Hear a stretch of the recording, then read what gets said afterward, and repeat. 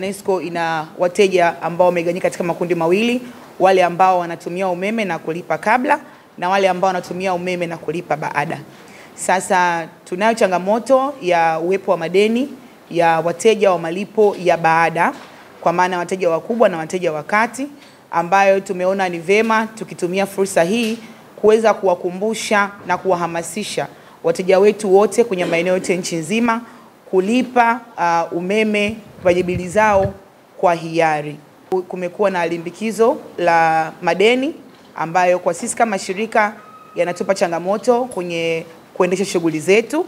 Kwa hivyo tukaona ni wakati mzuri wa kuweza kuwakumbusha wateja wa malipo ya baada kuweza kulipa bili zao za ankara za umeme. Lakini pia katika kundi hili zoezi hili litakwenda sambamba na msamaha wa riba.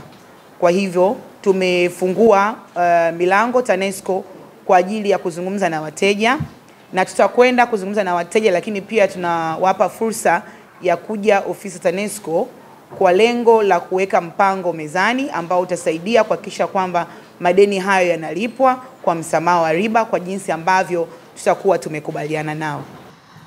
TANESCO ni shirika linalotoa huduma, na uwepo wa huduma unapaswa kuwa endelevu kwa ajili ya kuchochea uchumi wa nchi na kuwezesha shughuli za kila siku za wateja wetu.